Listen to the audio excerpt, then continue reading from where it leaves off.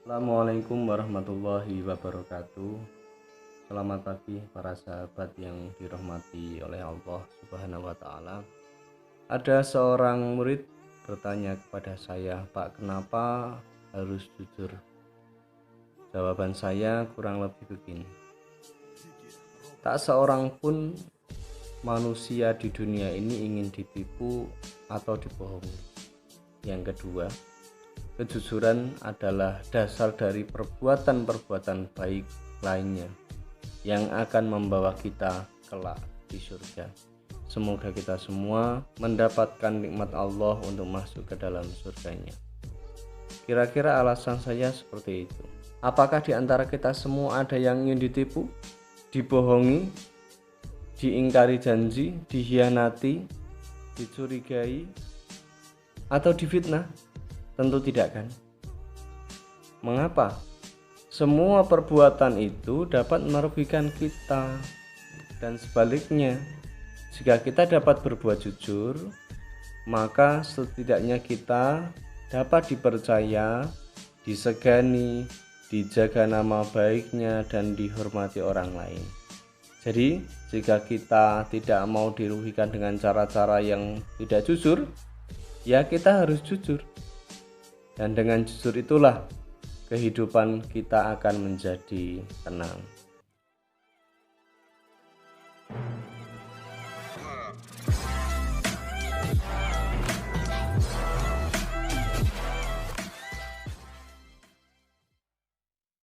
Baik, pada pembahasan kali ini tema kita adalah hidup tenang dengan jujur.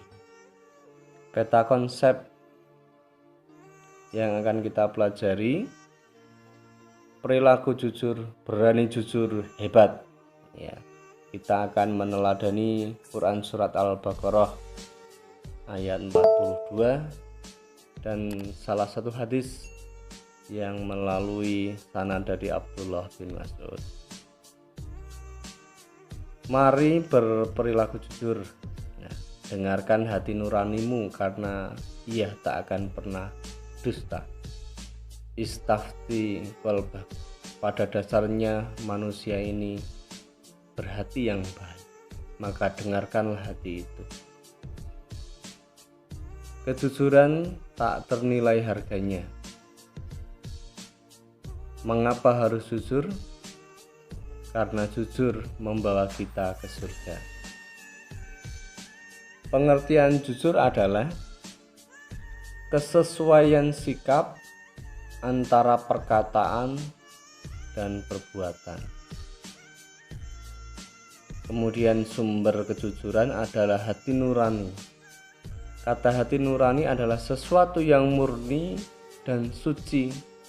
Ia selalu mengajak pada kebaikan dan kejujuran.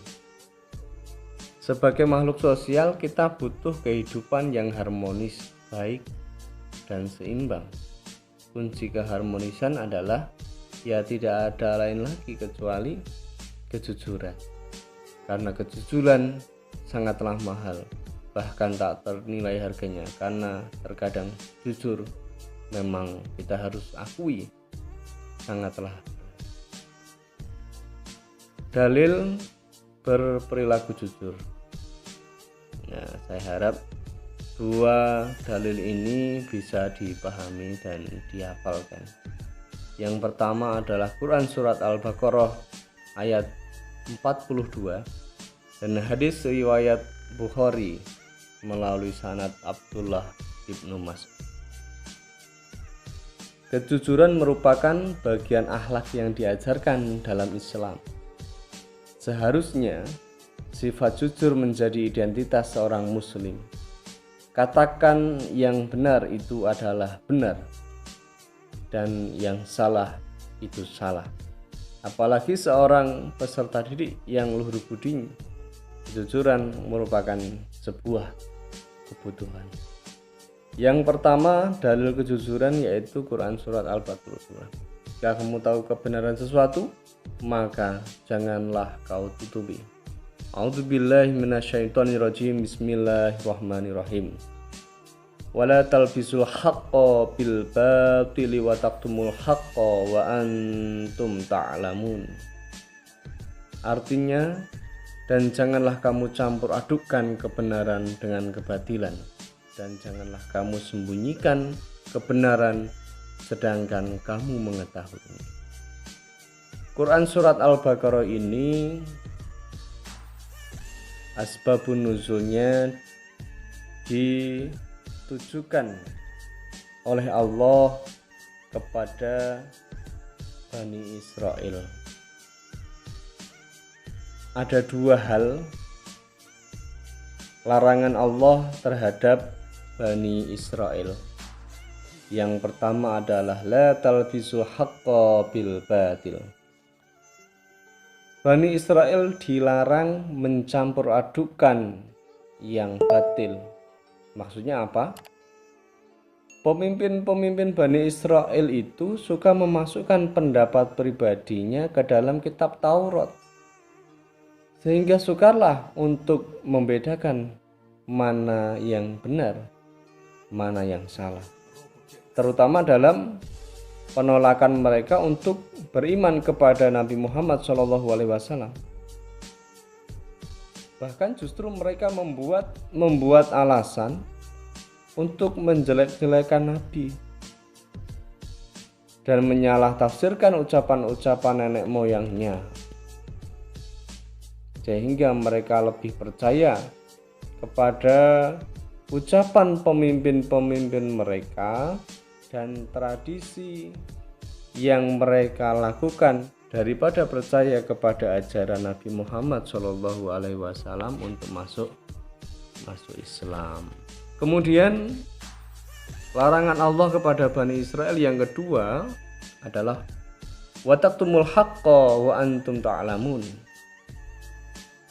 Bani Israel dilarang untuk menyembunyikan kebenaran padahal mereka mengetahuinya. Maksudnya Bani Israel itu telah menyembunyikan kebenaran yang telah mereka ketahui dari kitab suci mereka. Di antaranya kebenaran mengenai berita dari Allah tentang Nabi Muhammad yang diutus sebagai penutup dari semua Rasul Allah untuk semua umat manusia. Hal ini mereka tutupi dari masyarakat umum, bahkan berusaha menjelekkan Nabi, dan justru yang mengkhawatirkan adalah menghalangi manusia untuk beriman kepada Rasulullah SAW. Tentunya ini sangat disayangkan sekali. Nah, jadi untuk Quran surat Al-Baqarah ini asbabun nuzulnya ditujukan kepada Bani Israel. Kemudian dalil yang kedua adalah hadis riwayat Bukhari melalui sanad Abdullah bin Mas'ud. Jadi sebagaimana yang sudah ketahui ketika kita belajar hadis, maka ada 3 komponen yang harus kita pahami. Yang pertama adalah sanad, yang kedua adalah matan, yang ketiga adalah rawi. Sanad itu jalannya suatu hadis. Dalam hadis ini sanadnya adalah Abdullah bin Mas'ud. Abdullah bin Mas'ud langsung dari Nabi Muhammad. Jadi sangat dekat sekali, karena memang Abdullah bin Mas'ud ini adalah orang yang ke-6 yang masuk ke dalam Islam. Abdullah bin Mas'ud ini dikenal sebagai sahabat Nabi yang paling kecil. Cuma kelebihan Abdullah bin Mas'ud ini, ketika masuk Islam, beliau langsung meminta kepada Nabi Muhammad SAW untuk menjadi khadim, untuk menjadi pelayan Rasulullah SAW, dan Rasulullah mengizinkan. Sejak saat itu tinggal bersama Rasulullah di rumah beliau. Semua yang dilakukan Rasulullah oleh Abdullah bin Mas'ud ini diikuti. Ya, mulai membangunkan Rasulullah untuk sholat jika beliau tertidur, membawakan tongkat dan siwak Rasulullah, menyediakan air untuk mandi dan lain sebagainya. Bahkan Abdullah bin Mas'ud ini diizinkan untuk masuk ke dalam kamar Rasulullah. Maka di antara para sahabat-sahabat yang lain, sahabat Abdullah bin Mas'ud ini dikenal sebagai Shahibus sirri Rasulillah, pemegang rahasia Rasulullah Shallallahu Alaihi Wasallam. Nah, itulah Abdullah bin Mas'ud. Kemudian komponen yang kedua adalah matan. Matan ini redaksinya, redaksi hadis, berarti mulai dari inna sidqa yahdi ilal birri wa innal birra yahdi ilal jannah, itu matanya. Kemudian rawinya yaitu Imam Bukhari. An Abdullah bin Mas'ud anin Nabi sallallahu alaihi wasallam qala inna sidqa yahdi ilal birri wa innal birri yahdi ilal jannah. Rawahul Bukhari. Diriwayatkan dari sahabat Abdullah bin Mas'ud radhiyallahu an, Rasulullah shallallahu alaihi wasallam bersabda, sesungguhnya jujur itu membawa kebaikan dan kebaikan itu membawa ke surga. Nah, inilah jawaban saya kepada anak didik tadi yang bertanya, karena kejujuran adalah dasar dari semua perbuatan-perbuatan baik yang akan membawa kita kelak menuju surga.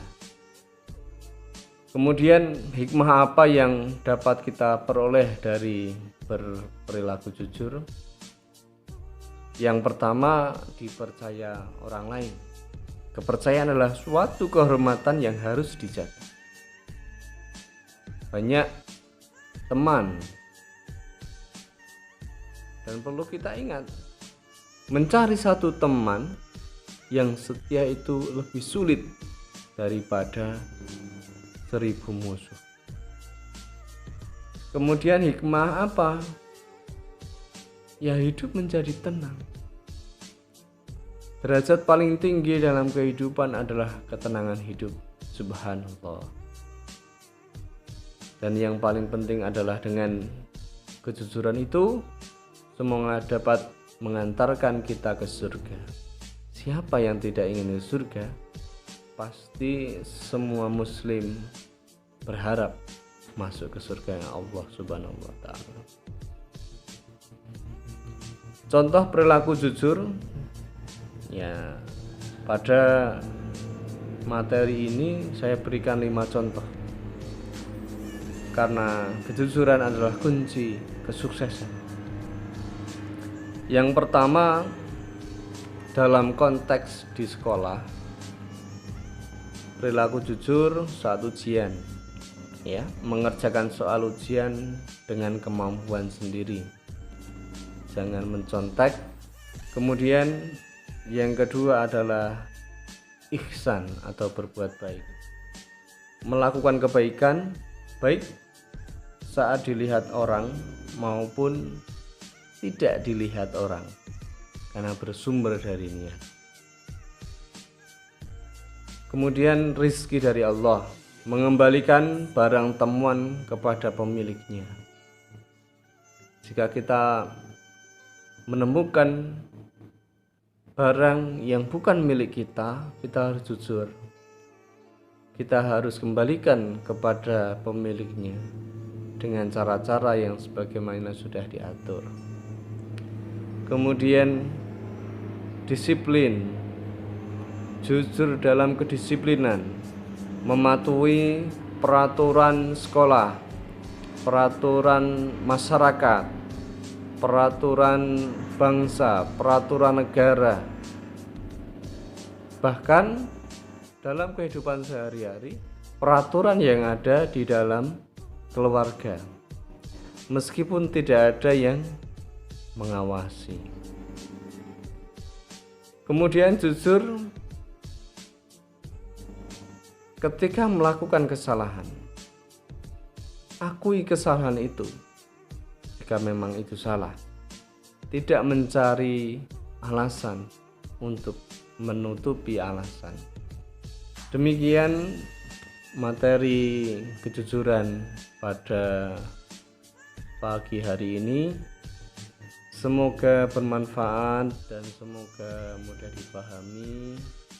Terima kasih. Wassalamualaikum warahmatullahi wabarakatuh.